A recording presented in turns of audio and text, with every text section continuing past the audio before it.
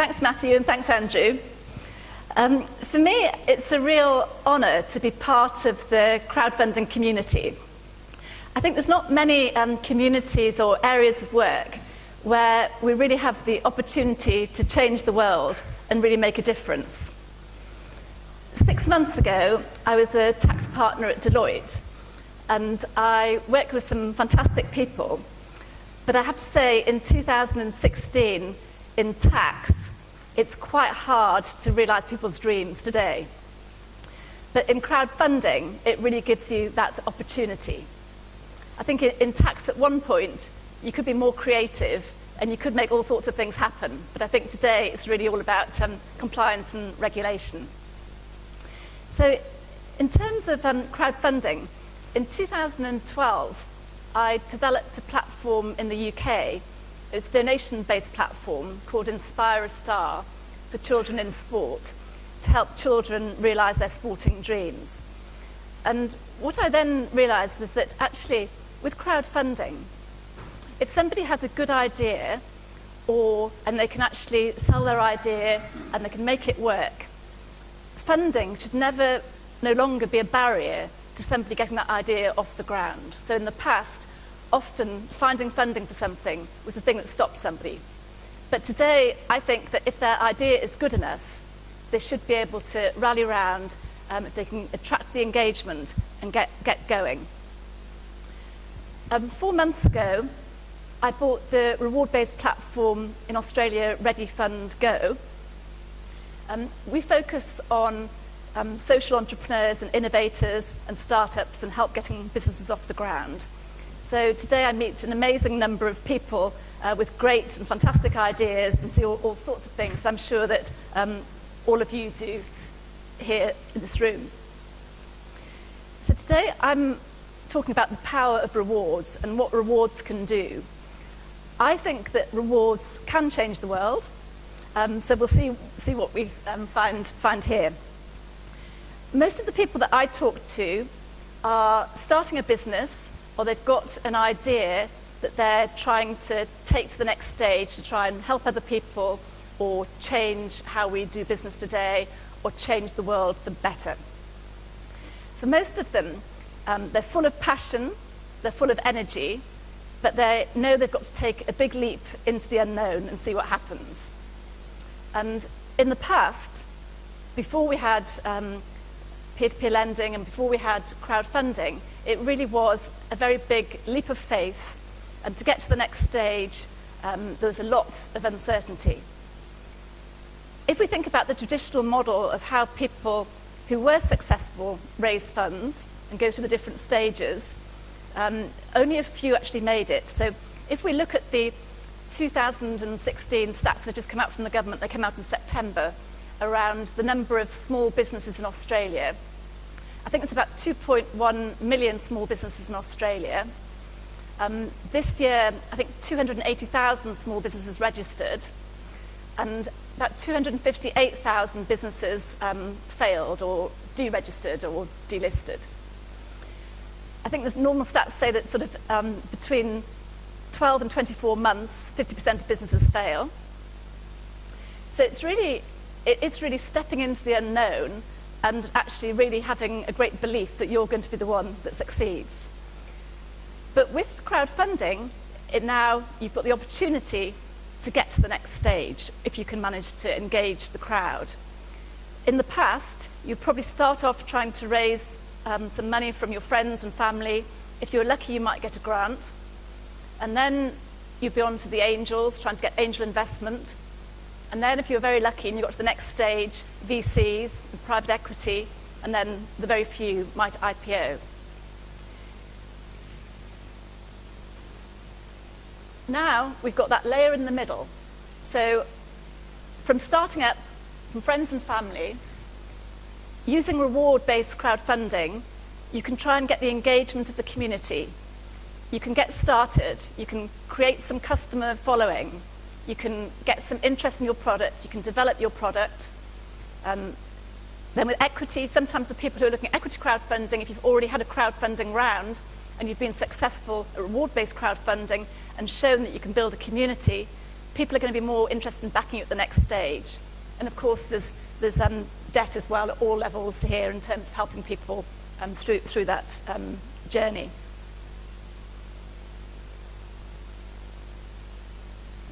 I'm just going to give a couple of examples about how people are using reward-based crowdfunding in their business. Very simple example. There's a lady in Brisbane called Meg Smalley, and she wanted to create a business to help other women how to do skills like woodwork and how to build things, and instead of going to the nail bar, go to the spa, actually end up tapping nails into bits of wood and sawing and making things. She had a nice business plan. She had some people lined up to take the courses, and she'd found a premise for the actual workshop. But she was just at that stage where she was a bit reluctant. She didn't know if it was going to work, so she didn't want to go out and spend the money on the workshop and then to spend that money for it to fail. So what she did was she came on Ready Fund Go, and she, very simply, she pre-sold vouchers for her course. She only needed $5,000, so she went round, got friends of friends and people in the local community to buy vouchers. She got her funds, she could pay for the premises, and that was all it took to get her going. She's now moved to a bigger premises. She's now employing 4 people. But it's just a really simple story of how reward-based crowdfunding could get somebody off the ground and running. The other example is a company called Aussie Food to You that's just come onto the platform. This is the creation of somebody called Peter Askew, who's got a business called Beyond Business Solutions in Canberra, and he wants to disrupt sort of the farmers' markets and create a digital platform to enable farmers to be able to sell directly to consumers' doorsteps. So he's building a digital platform and distribution network to sort of cut out some of the supermarket chains. So he's using the platform really to start getting engagement. So we had the launch at Parliament House 3 weeks ago, and he's using it to get people to know about the idea, to get people backing and pre-buying packs of meat and vouchers so that when the platform's up and running, he's got a community started and people are engaged in the idea and they know what's happening. So he's not starting from scratch once he's built the platform, trying to get people to be engaged. And in fact, if we look at the sort of why of rewards, there's many different ways you can use reward-based crowdfunding if you're starting a business or you've got an idea. It's okay, it's the obvious, it's around access to capital, but you've also got to think there, you've got to actually pay for the rewards that you're delivering and make sure you've done your numbers. It's around market validation. It's around proof of concept. You're not being diluted. It's the opportunity to be able to show your story. You can actually get early adopters involved, and then if they get involved and a part of your journey, they then might become advocates and then eventually loyal customers. And there's lots of examples that you've seen in terms of a very simple part was just with the Pebble watch that was developed in the US. They raised $10 million. In terms of just their engagement, one of the things was very simple. They'd picked a few colours for the design of their watch, but then they threw it open to pledges to say, well, if you pledge, you can pick a colour. What colour would you like for the next watch? It's all very, very, very simple stuff, but it just builds engagement. It builds a sense of ownership in the project. Sometimes it might be that you're producing something. In order to get going, you need to have a certain number of orders before you can actually go to production, because if you've only got 2 orders, the cost of production might make it uneconomical to get started. But if you've got 1,000 orders ready to go, then you can go and the production is at a manageable price and you can actually then start to get going. So there was something called Dash. It was a wireless earpiece that was developed that you could listen to 1,000 songs on it, and it also enabled, it would track all of your exercise movements, etc. And what they did was they used crowdfunding. They raised $3.3 million in 50 days, and that helped them get sufficient interest, get sufficient orders, that then when they went into production, and they could produce it at a reasonable price and deliver it. So as you can see, there's lots of different ways that reward-based crowdfunding can actually help a business and venture get going.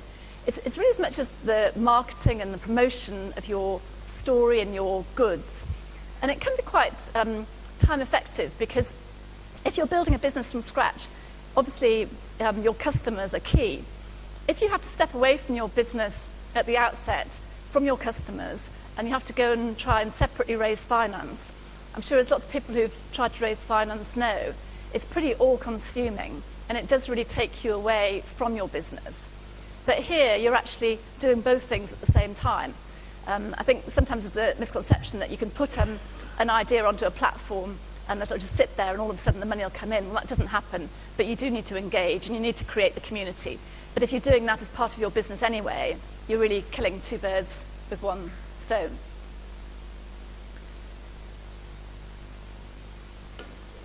So what motivates the pledges? And we've had some great information so far from people talking about building communities and what makes the difference. And some people, everybody's motivated differently. So some people might be motivated by material rewards, some people by financial rewards, and some people by social rewards. I've got some friends who, when I tell them what I'm doing, they say, well, but what's my return on investment? You know, what am I going to get if I give some money to this? I said, well, it's not really, for reward-based crowdfunding, it's not really as much around a return on investment. It's around a reward and maybe social, you're doing something for the social good.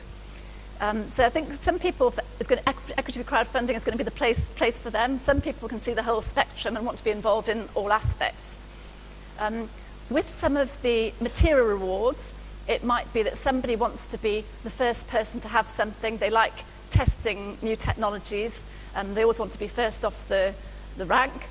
Others, it might be the kind of emotional attachment to some reward. Sometimes it's sentimental, sometimes it's old-fashioned rewards that are coming back into historic things that are being actually put onto reward-based crowdfunding platforms.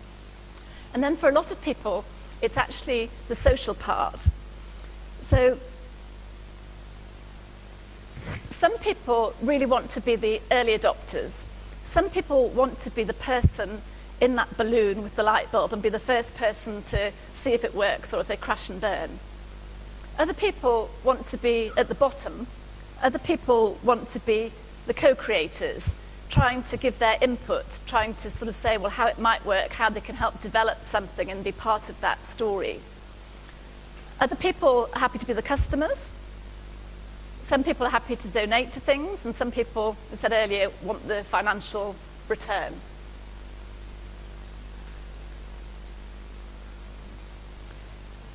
I think a lot of people today are actually interested in the social side and actually around community. And can they feel part of something that's bigger than them? And can they feel that they're making a difference? Have they got that social connection? There's a study undertaken early this year in one of the medical journals, and it was looking at people who helped other people, or people that received help, sort of in a social care context. And they did quite a lot of experimentation and MRI imaging of people's brains to see, you know, how that changed over the process. And actually it came up with showing that the people that were involved in the caregiving, the helpers, actually took more benefit than the people that received the actual care.